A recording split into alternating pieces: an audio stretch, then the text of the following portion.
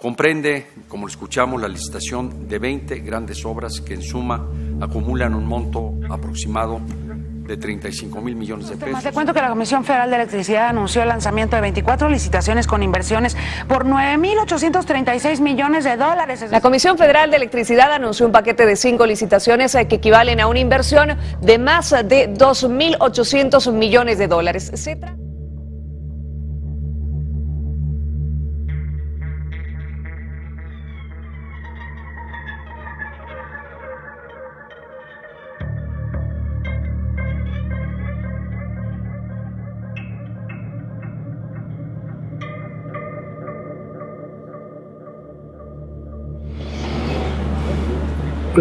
Bueno, aquí hablando de administración pública hay que señalar que hay, digamos, dos principales visiones que están terminando o pasando de moda.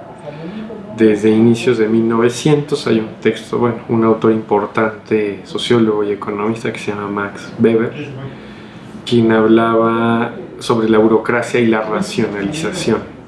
Entonces este sociólogo dice que en la sociedad hay un proceso de racionalización en la modernidad, en los diferentes ámbitos de la vida, tanto pública como privada. Justo en ese momento es cuando en la esfera pública empieza a haber una opinión sobre el gobierno. Y entonces por primera vez la gente empieza a criticar lo que hacen los reyes. ¿Por qué el rey de Francia está haciendo la guerra en tal lugar si en París nos estamos muriendo de hambre? Y de ahí surge este espacio que se llama la esfera pública o la opinión pública, que es donde los ciudadanos opinamos sobre el actuar del gobierno desde fuera del gobierno.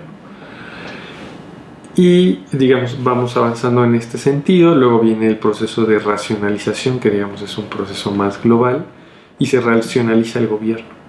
Se crea la burocracia y se dice, bueno, pues que haya más gente. Y en Inglaterra, por ejemplo, se pasó de tener cerca de 5,000, 10,000 empleados el gobierno a tener más de 100,000 en muy poco tiempo. Entonces, a inicios de 1900 crece inmensamente la burocracia y se había implantado por las ideas liberales el libre mercado. Una de las ventajas del corporativismo, comentaba Salinas. De esta manera, el gobierno utiliza un instrumento político premoderno para corregir el rumbo económico y despegar hacia su anhelado sueño de modernidad. En la antigüedad, mientras más nos vamos hacia atrás, la esfera económica, la religiosa, la política y la social estaban muy unidas. O sea, no había una distinción clara entre qué era la religión, la política y la economía. En México fue hasta después de 1850 que se separó la política de la religión, ¿no? La iglesia del Estado. Antes se separó la economía de la política, porque cuando el gobierno metía las manos a la economía lo echaba a perder y generaba crisis. La crisis del 94, porque el gobierno federal manejaba el banco y algunas cosas de la economía y lo echaban a perder. Defendamos nuestro peso. Esa es la estructura que conviene al país.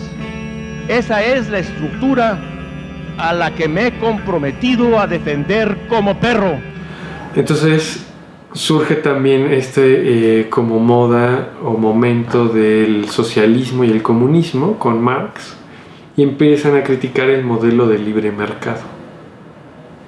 Por ahí con la Revolución Rusa, más o menos, ¿no? Por ahí la Primera Guerra Mundial. Y entonces el modelo liberal, la industrialización que generó mucha desigualdad porque había jornadas de trabajo muy largas, pocos salarios, condiciones muy insalubres, incluso de salud.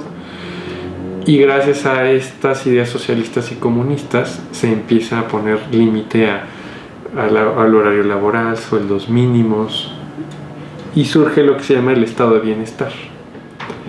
El estado de bienestar incorpora esas ideas de justicia social al estado liberal. Sí somos pragmáticos, pero tenemos valores, tenemos principios, tenemos una filosofía de la vida que es la de servir a la gente, la de predicar con el trabajo, la de abrazar la libertad y la justicia. Nosotros en México le llamamos liberalismo social. Y entonces crece la burocracia. En México se privatiza, bueno, más bien se nacionaliza Pemex con Cárdenas en 1938, y a la par se empiezan a nacionalizar otras empresas con esta idea de justicia social. Antes de que llegue Salinas al gobierno de México había 1,200 empresas paraestatales. O sea, el gobierno manejaba Telmex, Pemex, hacía bicicletas, leche y 1,200 empresas. Crece tanto la burocracia que el gobierno quería hacer todo y quería dar salud, educación, de que también fue producto de la Revolución Mexicana, que el Estado diera todo, ¿no? Pensión a adultos mayores, seguro de desempleo, todas esas ideas son de justicia social. Pero creció tanto el estado de bienestar y el gobierno que se hizo ineficiente. Y la burocracia y la corrupción y todos esos problemas hacen en el estado que ya no sea efectivo. Y entonces surgen de nuevo las críticas liberales. Y empieza a decir la gente, y sobre todo los empresarios, es que si el gobierno hace el trabajo lo hace mal, lo hace inefectivo, derrocha dinero porque no tiene una visión empresarial. Y entonces se retoman las ideas liberales y surge el Estado neoliberal. Es otro modelo económico que desmantela el estado de bienestar. Y fue algo global. El gobierno federal o los gobiernos en general ya no tienen suficientes recursos como para encarar todo el costo de toda la obra. Y la participación en ese sentido del capital es fundamental, es ineludible a final de cuentas, ¿no? Se ha usado en las últimas décadas en otros países del mundo. Ni siquiera es un asunto que se pueda hacer o no, sino una vez que se rompió todo este asunto del estatismo, ¿no? O sea, el Estado controlaba absolutamente todo y la iniciativa privada solamente se ocupaba de hacer negocios para el mercado. Ahora esta estrategia de fundir dos entes de participación pues es un asunto irrenunciable. A partir de que se establece el neoliberalismo en 1995 en nuestro país, los comentaristas nacionales e internacionales lo han llamado la década perdida. Cuando sale Salinas, en esos 6 años desaparecieron más o menos 1,000 empresas paraestatales y nos quedamos con cerca de 200. ¿Cómo sabemos que México sigue en esta etapa de estado neoliberal en que Peña Nieto privatizó Pemex? Pues esa reforma de Pemex en este sexenio sigue siendo que México está en un modelo neoliberal, es decir, la idea es que es mejor, las empresas son mejores para hacer las cosas, porque como están viendo el negocio van a ser más efectivos.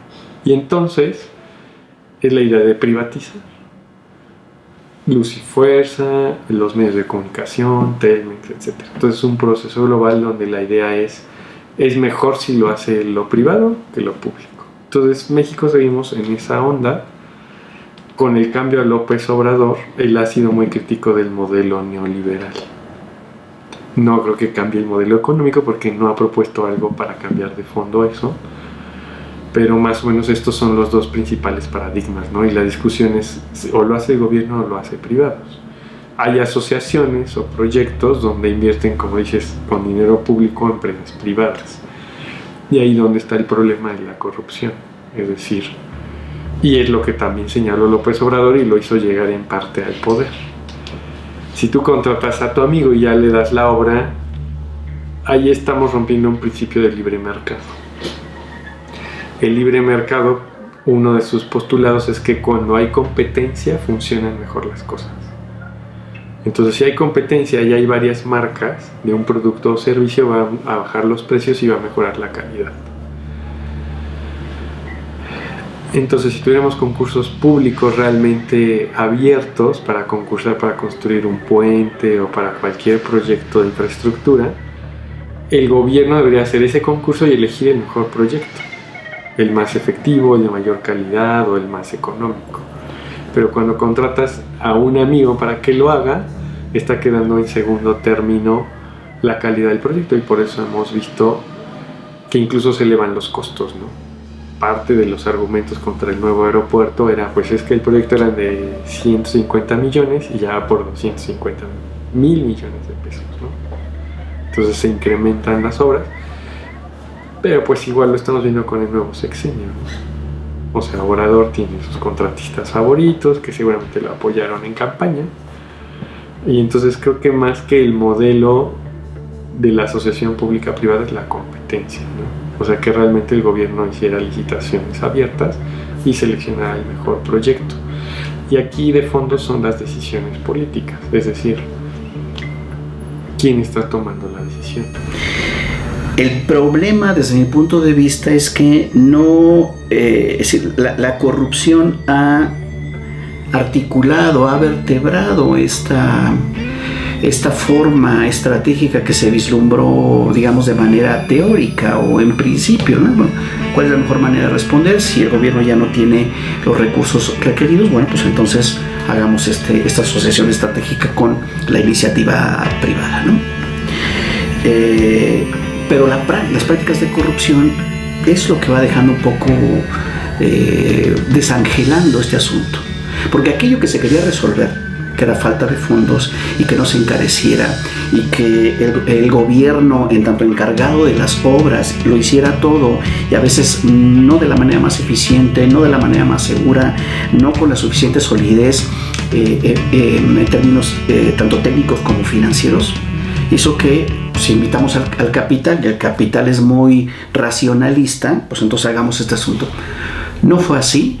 Lo que hemos visto en los últimos años es que esta asociación, primero, como que anuncia que va a ser mejor la participación del capital, que se retrae un poco la rectoría del Estado, del gobierno federal, de los gobiernos estatales y municipales, a fin de hacer entrar al capital y generar de una mejor manera las obras.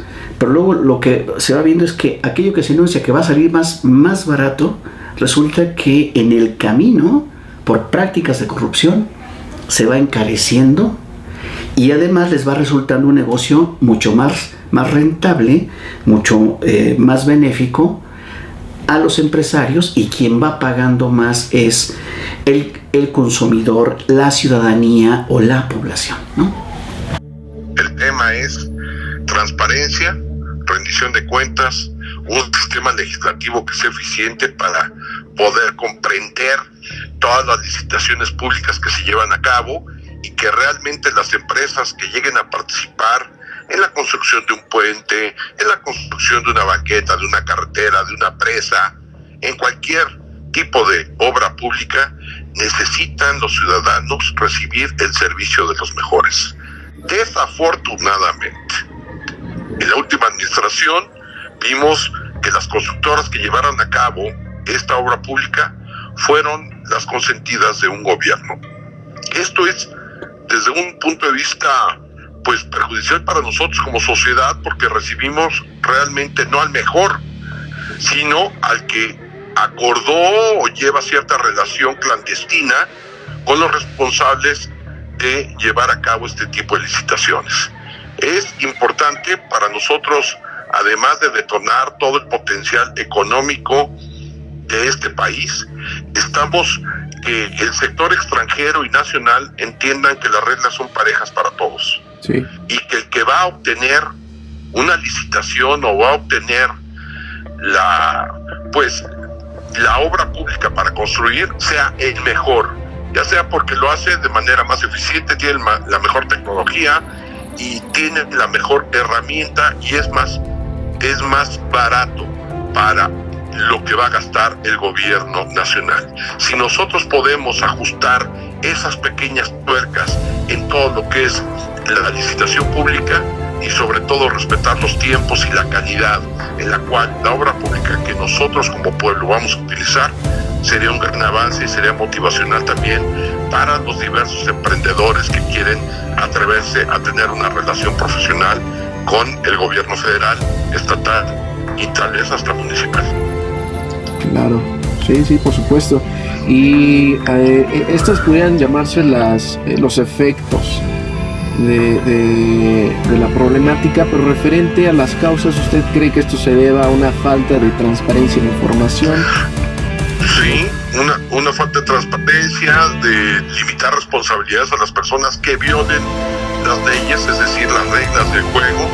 Desafortunadamente, tú y yo también lo hemos platicado, hemos vivido un momento de impunidad nunca antes visto en la historia de esta nación, donde vemos que la gente que designa o lleva a cabo esta simulación de la licitación pública y otorga la designación a estas empresas, pues sale impune, pagan una fianza o cometen un error en el debido proceso y salen impunes. Entonces necesitamos eficientar también nuestro sistema de justicia, y cuando hablo de procuración de justicia hablo de las Fiscalías de Estado y la Procuraduría General de la República, que al día de hoy lo único que te puedo decir se encuentran rebasadas y son, en el caso de la Procuraduría General de la República, totalmente ineficientes. Ya lo vimos con Duarte, lo hemos visto con diversos protagonistas de la corrupción en México, y desafortunadamente nosotros como pueblo, al momento de perder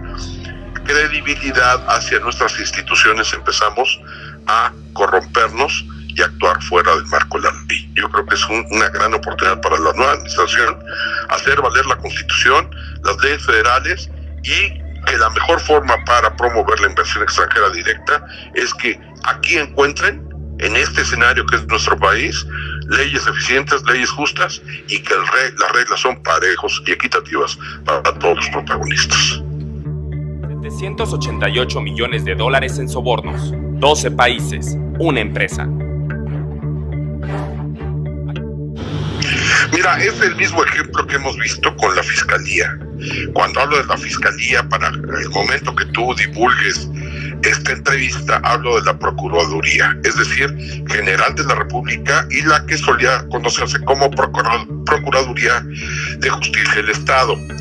Cuando ellos son un apéndice, es decir, son un organismo desconcentrado del Poder Ejecutivo, dependen económicamente e institucionalmente de un Poder Ejecutivo.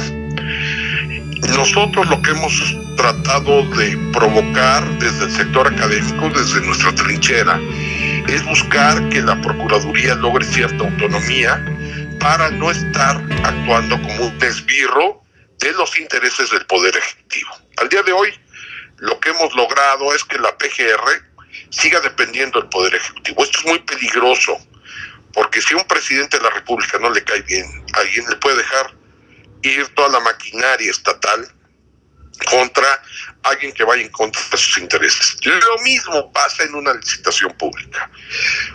La licitación pública debe de contar con normas claras que determinen la responsabilidad del funcionario público que llega a violentar las reglas que rigen en una licitación pública.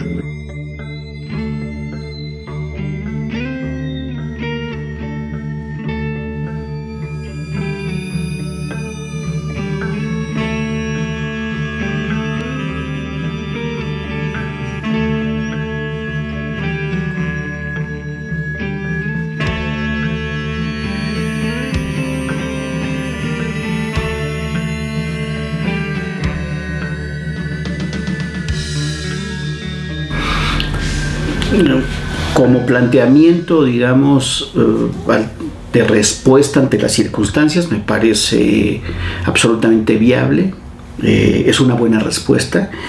Sin embargo, lo que no parece tan fácil de lograr es que esa instancia sea efectivamente autónoma, por un lado, porque habría que pensar cómo se constituye, qué nivel de autoridad tiene, mandatado por qué artículo constitucional y por qué ley. Porque si no existe eso, no hay manera. Tenemos organismos autónomos en muchas otras cosas en el país. Sin embargo, no tienen, a la hora de la verdad, a la hora de operar, no tienen toda esa capacidad en el terreno de las decisiones, de la revisión, del seguimiento y de la evaluación. No tienen las facultades otorgadas, ¿no? Por un lado por la ley, y luego las personas que son designadas a esos organismos autónomos tienen vínculos con el poder ejecutivo, el poder legislativo, y terminan entonces, digamos, dejando pasar. Tendría que ser efectivamente autónomo, tendría que ser efectivamente con capacidad para, digamos, aplicar la ley aplicar las sanciones, darle seguimiento y que no hubiese consecuencias. Ese es el punto, ¿no? Que no hubiese consecuencias en este aspecto sería lo óptimo, y es ahí donde yo veo un poco, por ahora, no hay más que una historia muy muy reciente en lo electoral, en los tribunales electorales y en la secretaría, en determinadas secretarías, en la Suprema Corte de Justicia de la Nación hay un camino andado al respecto, ¿me explico? Donde sí han demostrado esa autonomía, esa capacidad y esa cuestión incluso para revertir, ¿no?, una decisión tomada en los otros ámbitos de poder. Algo parecido a la capacidad de los tribunales electorales y algo parecido a lo que hace la Suprema Corte de Justicia de la Nación, que analiza, que dice, no, hoy tenemos la Auditoría Superior de la Federación, hoy la tenemos, y lo único que hace son observaciones, y ha hecho en algunos casos el seguimiento y la solicitud de que se apliquen determinadas penalizaciones que ya corresponde al Poder Judicial, pero no hay capacidad para que se abata efectivamente la impunidad y su causa, la corrupción. Es decir, en la medida en que haya impunidad en las instituciones, en esa medida la corrupción crece. Entonces tenemos que pensar que efectivamente esa autonomía de este órgano fuera efectiva, ¿no?, fuera constitucional, fuera reglamentaria, fuera procedimental y que pudiera efectivamente operar, ¿no?, haciendo el seguimiento de la evaluación y que estuviera fuera de los intereses de los poderes ejecutivo, judicial, legislativo, de los gobiernos, ¿no?, que tuviera toda esta fuerza, digamos, jurídica y de seguimiento y de la solicitud de aplicación de la ley, para que además se informara, se notificara a la ciudadanía y a la población hasta dónde llega esa autonomía, ¿no?, hasta dónde está acreditada esa autonomía. Es ahí donde creo que faltaría todavía por construir, por afinar, y quizá valdría la pena revisar otras experiencias en otros países donde esos organismos autónomos efectivamente operan. E incluso han derrumbado presidentes de los respectivos países porque efectivamente tienen esa capacidad. Creo que ahí valdría mucho la pena revisar cómo operan, qué atribuciones tienen, hasta dónde y cómo mantienen la independencia y la autonomía en tantos órganos, ¿no? Eso se hizo de conformidad con la ley en su momento. Claro, se entregó a esta empresa después de que se hizo un análisis de que era el mejor estructurista que se tenía para construir los segundos pisos. Él fue el que hizo todo el proyecto de la estructura de la cimentación de los segundos pisos. Es tan bueno que esos segundos pisos han resistido temblores, que no han tenido ningún problema. Luego, cuando se privatizó la construcción de los segundos pisos, la empresa española que hizo los segundos pisos en el Estado de México lo contrató también a él para hacer el mismo proyecto de cimentación.